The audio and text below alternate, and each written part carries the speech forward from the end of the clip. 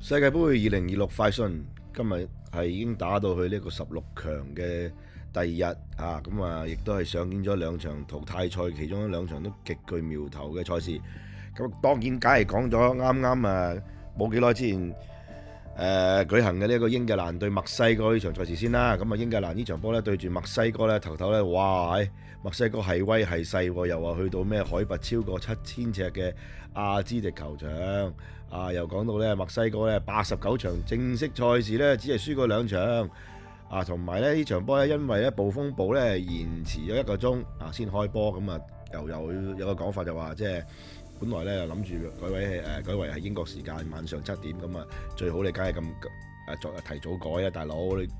結果而家要去到半夜1點，跟住再 delay 到去半夜2點先開，哇！搞到我琴晚都幾乎都唔使瞓咁滯啊！不過 anyway 咁啊，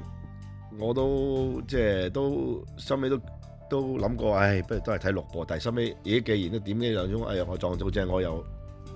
就話呢度啲天氣又太熱啦，不如索性睇直播啦。咁啊結果呢場波英格蘭咧，哇好嘢啦真係！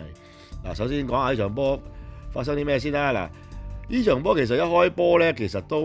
我只能夠用兩個字去形容英格蘭啦，就係踏實啊！尤其是個後防啊，冇上幾場，可能上幾場對剛果啊或者加納啊嗰啲，我覺得佢真係有少少唔知係咪即係唔係咁嚴陣以待嘅。咁場波對住墨西哥，即係因為上面嗰啲咁嘅又話海拔乜嘢，又話墨西哥主場好耐未輸過，即係呢啲咁嘅數據，唔知係咪令到英格蘭呢場波係額外用心睇到後防咧係好少出錯嚇，咁即係開局係比較沉着咁樣冷靜啦，跟住逐步咧就係控制到比賽嘅節奏嘅。咁最突出嘅就係2球波啦。嗱，第一球波就係上半場尾段咧，呢個比靈咸犀利啊！90秒內咧，98秒之內係梅開二度入2球。第一球咧就係其實係呢一個龍門球一開咗俾呢一個嘅懷斯大足，哇！好多由後半場帶到去前半場，跟住咧交俾佢阿仙奴嘅呢個隊友呢個薩卡咧送出嚟咧呢個比靈咸咧好乖巧喺遠處咧係呃晒，以為佢墨西哥後衞可能以為佢會交俾哈利簡尼，但係原來係交俾呢一個嘅比靈咸。咁98秒之後啦，呢一個咧就係首先係一個紐卡素前度紐卡素2個球員啦，呢個哥頓同埋呢個艾利諾安德臣喺中圈嗰度交到去禁區頂咧，跟住就係呢一個哈利簡尼同埋呢一個比靈咸比靈咸應該話比靈咸同哈利簡尼做1-2咁啊，比靈咸最後入到去禁區咧係射成2-0，哇！犀利啦，嗰陣時真係即係軍心大振啦，係咪？當然呢個比靈咸都其實鬧咗佢好多場啦，呢場都終於係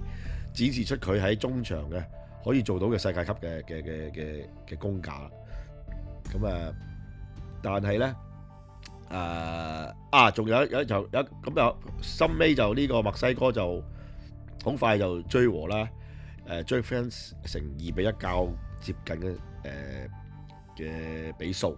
當其時咧就係一個應該係一個罰球，我記得係左邊咧係開出去嘅。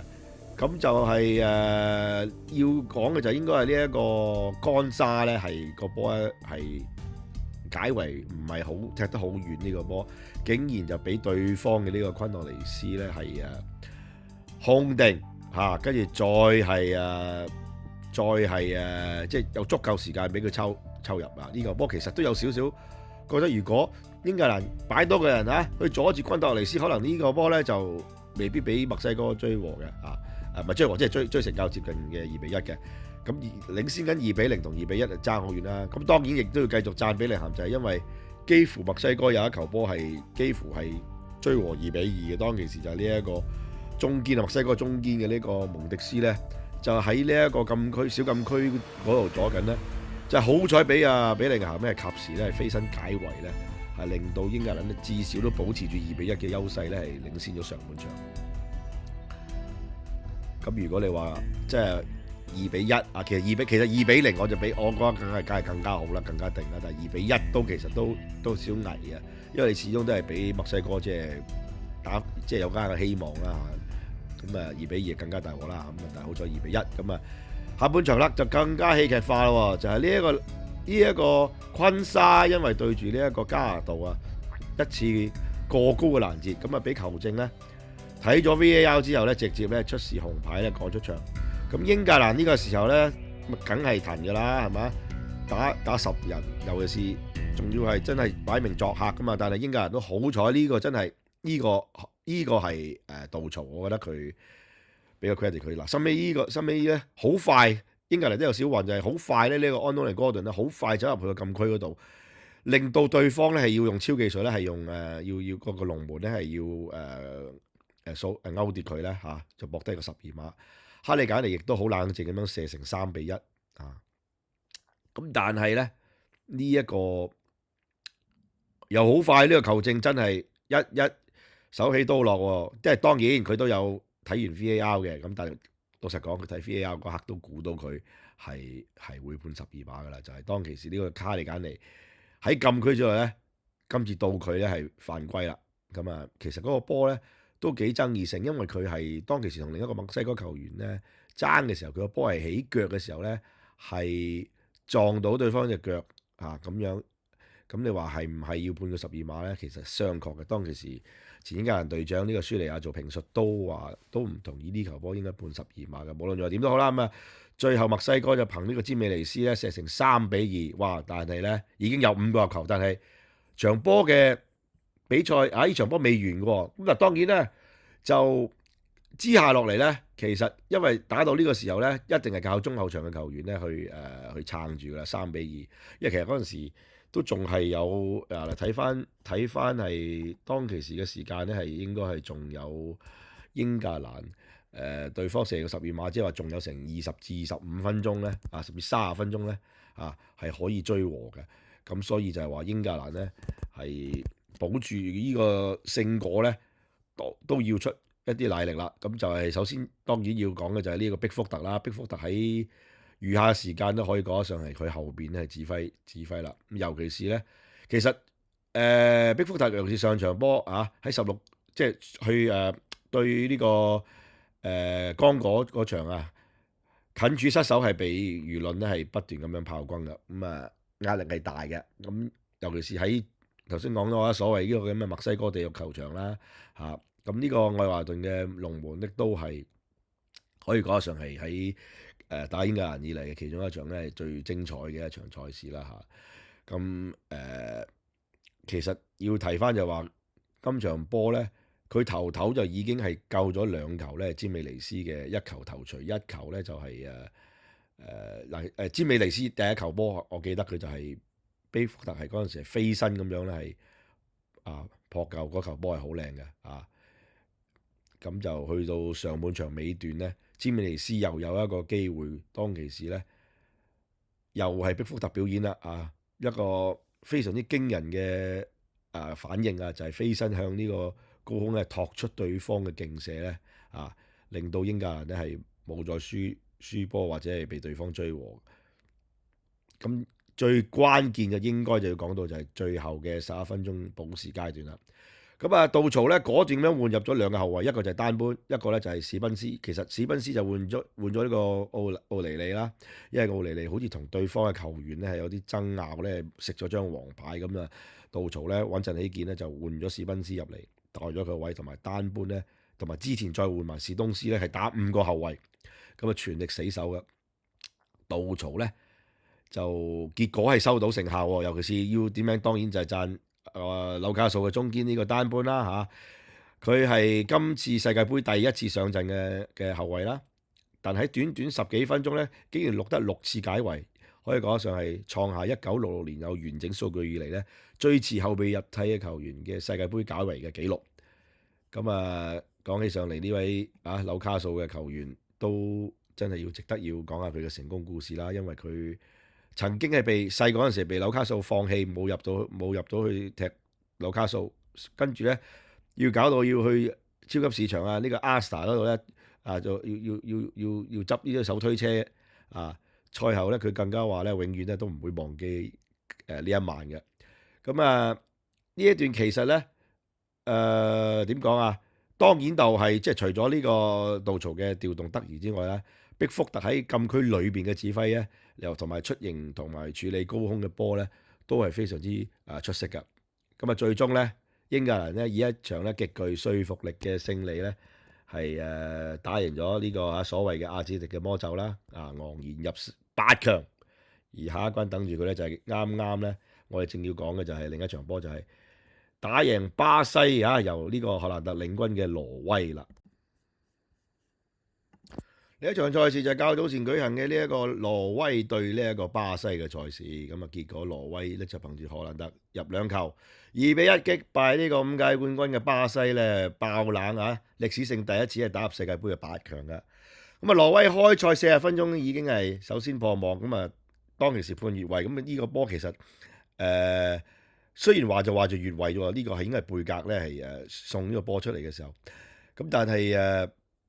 當其時見到巴西嘅後防都已經有啲俾我有好豆腐嘅感覺啦嚇，咁啊之後巴西咧似乎就控制咗戰局啦，有啲優勢咧就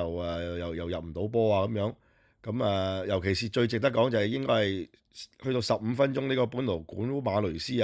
搏到個12碼親自射，咁啊結果咧佢嘅招牌式嘅停頓助跑咧係被挪威嘅門將呢個尼蘭咧完全識穿咧成功撲出嘅。值得一提就係呢球嘅12碼宴客咧，亦都係巴西40年以嚟啊，即係1986年以嚟喺法定時間裏邊，自從薛高當日世紀之戰對法國咧40年以嚟咧第一次咧再有巴西球員咧係宴客，今次輪到係班奴古馬雷斯嘅。咁就68分鐘尼馬就終於咧後備上陣啦，咁啊但係呢場波咧始終咧決定勝負嘅人咧始終都唔係佢，講緊嘅梗係荷蘭特啦。去到79分鐘。賓菲加嘅呢個翼鋒舒捷達盧普咧喺右路咧送出一個靚嘅傳中，荷蘭特咧就今次咧頂贏咗呢個冤家呢個佢嘅宿敵啦加比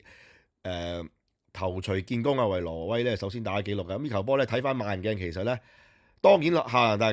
梗係高啊，但係最重要就係加比爾咧跳嗰下慢咗荷蘭特係。頂嗰下咧係時間係快咗，咁所以咧就即係個制空權俾荷蘭特咧係首先係佔優1-0，咁反撲啦巴西，咁但係好快其實11分鐘咧呢球波仲好笑嘅就係去到90分鐘呢一個荷蘭特咧就再嚟一擊，哇！今次咧佢喺禁區頂咧接應之後咧一腳咧勁射咧直飛死角，巴西後衞包括基比爾咧都係企喺度做觀眾咧睇住佢射。梅開二度，咁已經輸得2球，仲要係90分鐘，巴西都差唔多係咁大啦。咁雖然補時階段咧，巴西再獲12碼，咁佢哋認為咧呢一個奧斯迪哥咧係個踭係撞到呢一個卡斯米魯咁由尼馬操刀咧射成2-1咁呢球都算係安慰獎。咁賽後咧。呢一個尼馬見到佢都真係喊因為佢哋最後都宣布都34歲都宣布係退出呢一個巴西國家隊啦咁應該都今次係最後一場嘅世界盃賽事啦。咁巴西贏咗巴西入8強，咁而呢一個巴西就係自從1990年意大利世界盃咧第一次係未試過入到世界盃8強嘅咁就呢一個巴西即係呢場出局，我諗最大鑊就應該係安察洛提啦，仲有乜教落去咧？因為其實全場巴西嘅控球率只係得33.5%，大部分時間咧只係靠反擊嚟製造威脅嘅。咁幾次黃金機會都未能夠把握，全場14次射門，只係有4次咧係中籠。XG 即係呢一個預期入球咧高達2.73嘅。咁就相反咧，挪威嘅預期入球只係0.84，就把握到極少嘅關鍵機會咧係入波嘅。咁我諗今次16強止步咧，相信咧就安察洛提仲有冇得教落去都好成疑問啦。而嗰邊廂挪威啦咁就入到去呢一個嘅16強啦8強啦將會對頭先我講嘅另一場波嘅英格蘭咁起碼嚟講非常之吸引啦。挪威對英格蘭都好英超味都好濃啦就因為頭先所講嘅就係話嗱，今場荷蘭特就最基比爾啊，下場波就荷蘭特對佢曼城嘅隊友啊古希啦，啊咁啊古希睇下可唔可以有辦法咧嚇，即係鉗制到荷蘭特嘅制空權啦。咁另外嗰邊就應該係阿仙奴中場大混戰啦嚇，內訌啦，因為呢個隊長啊奧隊啊奧特加特咧就會面對住懷斯同埋呢一個嘅懷斯啊，或者薩卡啦，甚至如果調埋伊斯出嚟啦，咁但係因為咧而家英格蘭嘅右路咧非常之問題非常之嚴重啦，其實當日呢個問題我都好疑問，因為其實今次杜曹揀人啊都極富爭議性，因為效力皇馬嘅呢一個前利物浦嘅球員啦，阿洛就冇入選啦。咁令到其實如果阿洛入選咁就應絕對解決到而家右後衞嘅短缺嘅問題啦。咁文書咧應該係話下場波係會用懷斯咧係打呢一個右後衞。咁如果騰出中場位置咧，有一個講法就係話明路曼聯嘅明路咧將會係代懷斯係喺中場嘅位置。咁無論如何點都好啦咁呢個阿仙奴內訌未必出現啦。咁但係就挪威對英格蘭呢場波一定係起碼係緊要啦。咁講翻荷蘭特啦，呢場波入咗2球累積入球已經入到7球，追平咗安巴比同美斯咧，大家都喺神射手嘅榜首嘅位置啦。